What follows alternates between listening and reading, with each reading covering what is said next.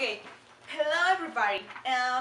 Today in the video I'm going to talk about Kenya.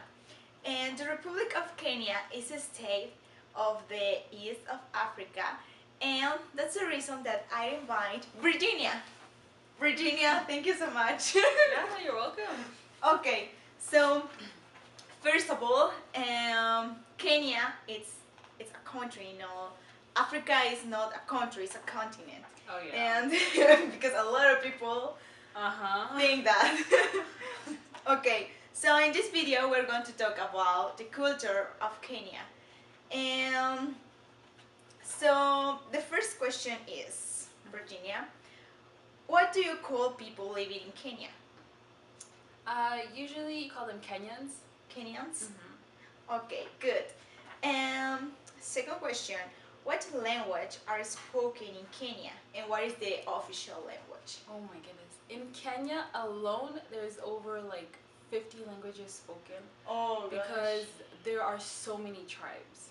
Oh. Okay, so there's like the Kamba, there's the Masai, there is the Kikuyu. I'm from the Kikuyu tribe.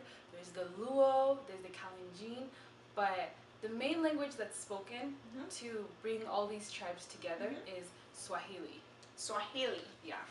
Okay, so do you speak Swahili? Of course, I have Really? to know Swahili. Oh. Yeah. Good. Okay, and yeah, because usually people just think that Kenya is the place where are all the animals that they used to see at the zoo. Yeah. Exactly. So that's true or not? Actually, it's one of the countries in Africa that endorse the safari industry. So they have so many safari adventures and so basically it's a place where they have lions, giraffes, hippos, zebras, and all that. And the funny thing is, usually when people think of Kenya, the first thing that they think about is all these animals. Yes. Right? Safari animals. Yeah, so it's kind of like the signature of our country, Yeah. We have these wild animals. And what is the most representative animal in Kenya? The lion. Lion? Yeah. Good. Love lions. There's a lot of lions in Kenya. They're actually pretty dangerous because the Maasai tribe, they tend to live out in the Serengeti. They live very close with the animals. Oh. And so the lions, they would basically go and eat the cows at night. When they have no food, they can't find any food, and they're really hungry, they will actually go to the Maasai village and they will start stealing cows. And so the problem is, it's actually very sad, but these lions are beginning to become not extinct, but the Maasai, they're attacking the lions because they're trying to protect their cows, right? So that's probably one of the conflicts that occur between villagers and wild animals because they live in such close proximity. Oh, yeah, got it. So, have you seen lions?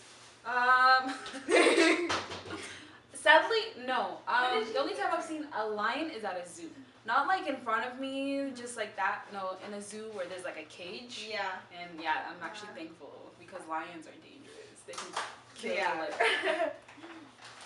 Oh, well, that's an interesting thing about Kenya and the animals.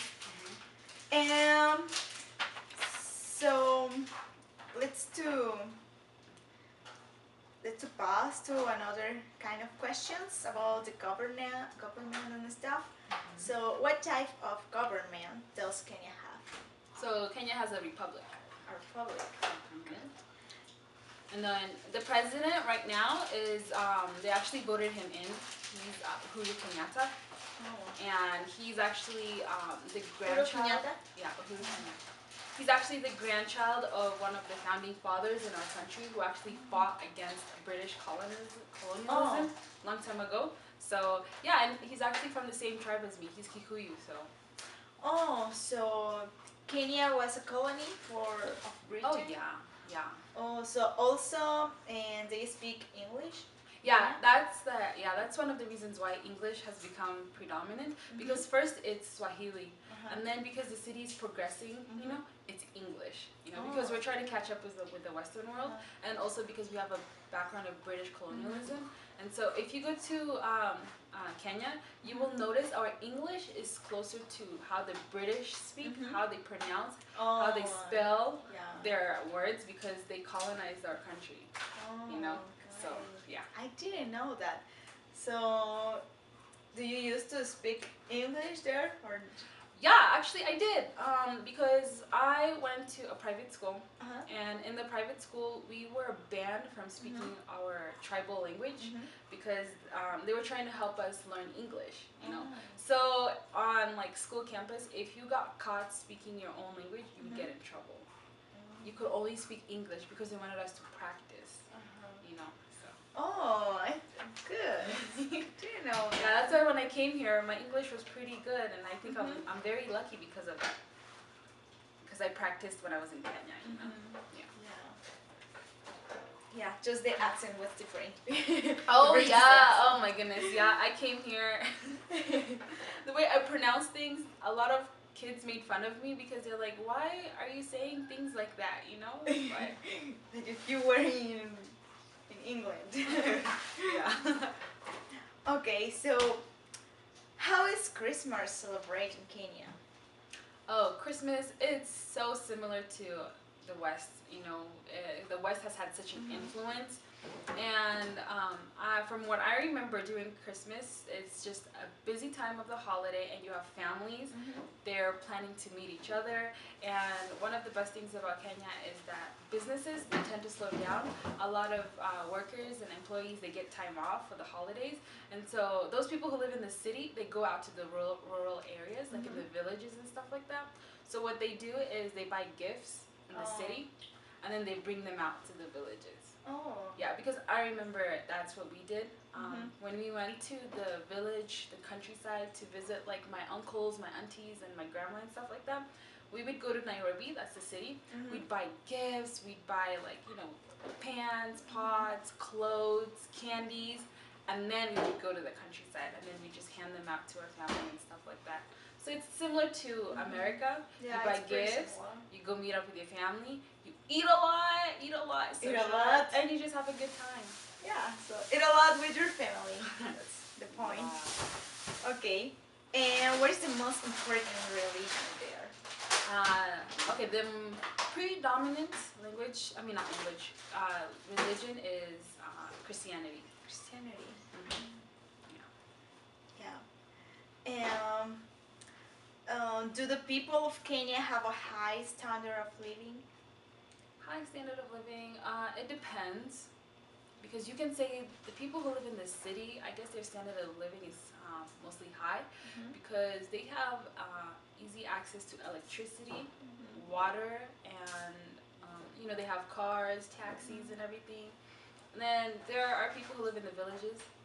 For them to get water, they can't just go walk over to the sink and, you know, open the tap and then the water comes out. They actually have to walk a really long time, you know. They have to walk like, you know, 50 kilometers or something like that to go to a well and actually, like, you know, pull it up, put it in a little, like, you know, gallon container and then walk back home. You know, so sometimes you don't have that much easy access to water. When it comes to electricity, we don't really have that in the villages. They have to use either firewood or little lamps. But as you grow closer to the city, it's very modernized. Yeah. It's very modernized. The standard of living just soars. Oh yeah. So how many tribes you told me? 50 tribes? Oh, tribes, yeah. 50 tribes, and the languages is like double that or something like that. Yeah. A lot of tribes. Okay. So do you want to share with us an interesting fact or a curious fact about your country? Yes. President Barack Obama is from Kenya. Oh, really? His dad, yeah, his father was actually from Kenya, and his father was from the Luo tribe. So President Barack Obama is half Kenyan. Oh, represent. Another fact is I don't know if anybody has watched Lion King. You guys have watched Lion King, right? Never. Are you serious? Just kidding. Yeah, well, if you've watched Lion King, there's a phrase that they say, Hakuna Matata. Yeah. Means no worries. That's a Swahili word. Oh, really? Yes. Is the language? Yeah, You speak. yeah, in Swahili it is. So if I say Hakuna